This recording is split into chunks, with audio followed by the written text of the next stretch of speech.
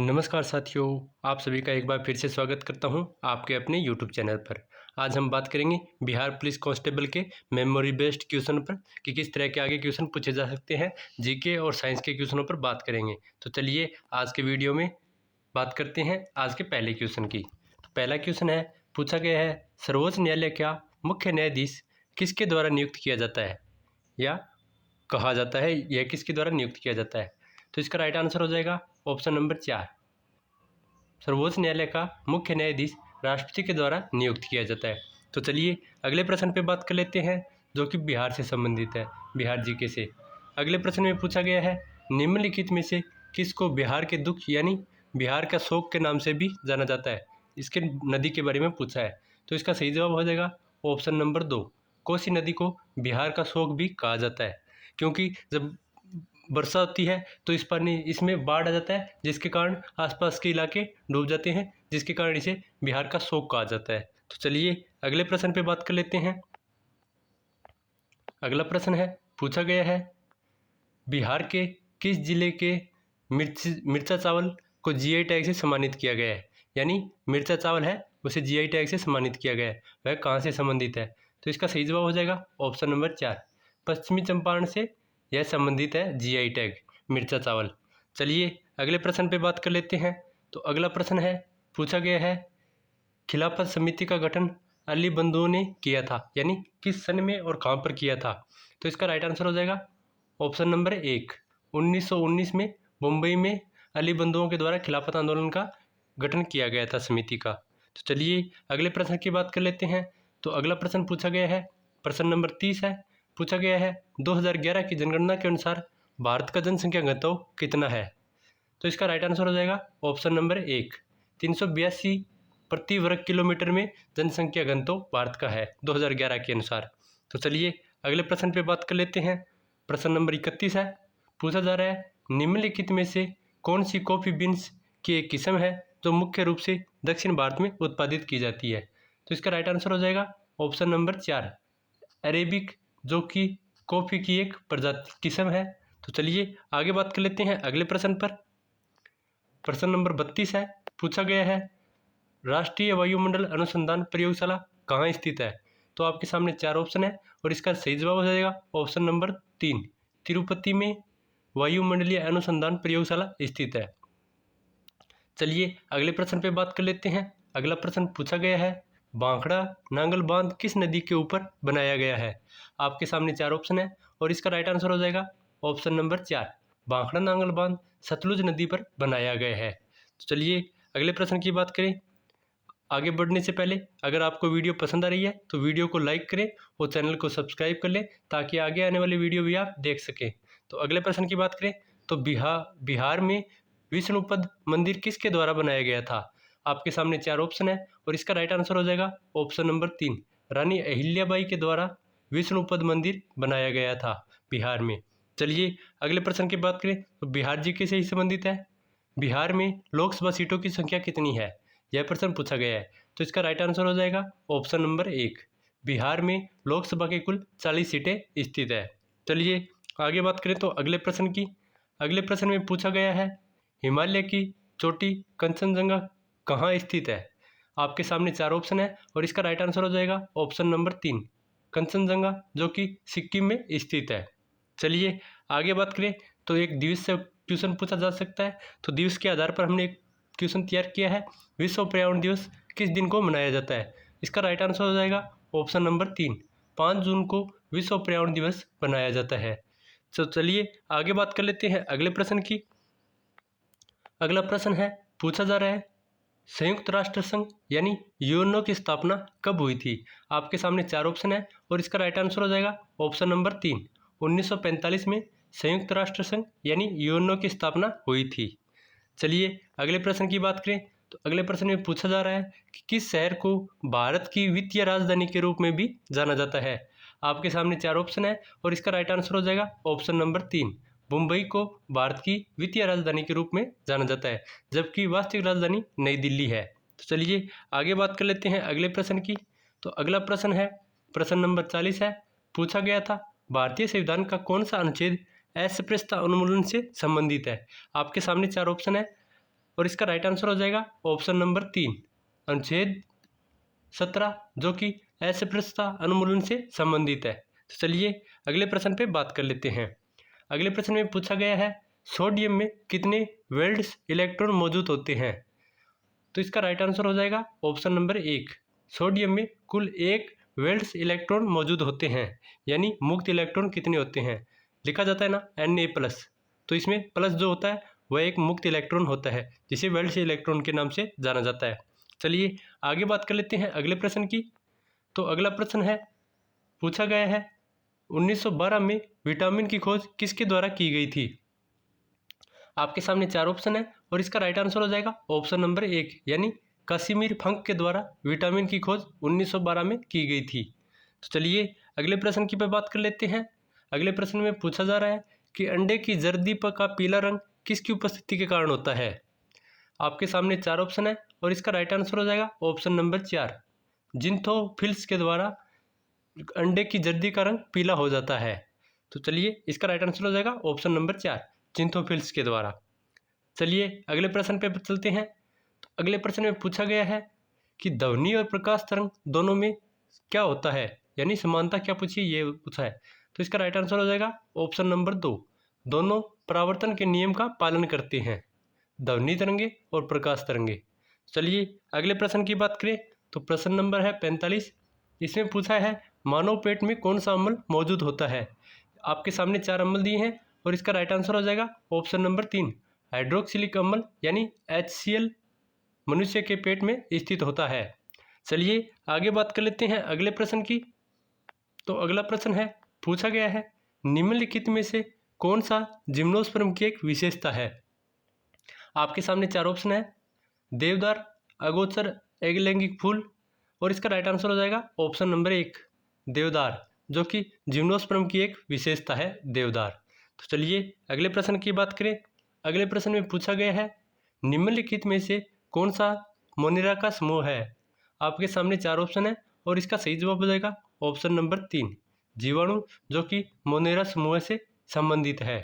चलिए अगले प्रश्न पे बात कर लेते हैं। तो अगला प्रश्न है प्रश्न नंबर 48 है। इसमें पूछा गया है वायुमंडलीय दाब से नीचे के दाब को क्या कहा जाता है। आपके सामने 4 ऑप्शन है और इसका राइट आंसर हो जाएगा ऑप्शन नंबर 4 वायु दाब से नीचे के दाब को निर्वात दाब के नाम से जाना जाता है।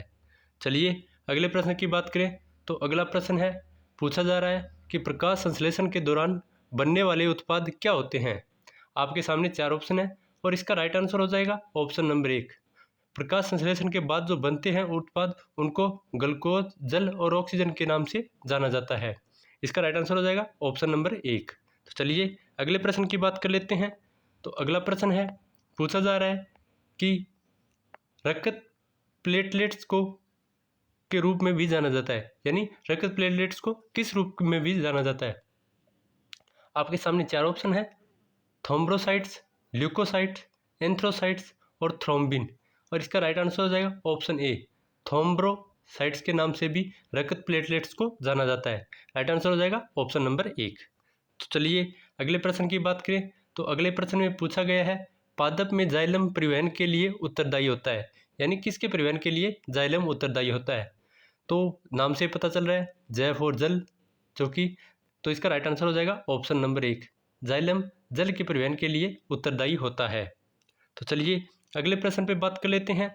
अगला प्रश्न है पूछा गया है रासायनिक बंधन का गठन होने का क्या होता है, यानी रासायनिक बंधन का गठन होने को क्या कहा जाता है। तो इसका राइट आंसर हो जाएगा ऑप्शन नंबर 4 जब रासायनिक गठबंधन होता है तो ऊर्जा मुक्त होती है या अवशोषित होती है तब रासायनिक बंधन का निर्माण होता है। इसका राइट आंसर हो जाएगा ऑप्शन नंबर 4। चलिए अगले प्रश्न पे बात कर लेते हैं। तो अगले प्रश्न में पूछा गया है अल्ट्रासोनिक तरंगों को अधिक लाभ के साथ सोनार में उपयोग किया जाता है, इसका क्या कारण है।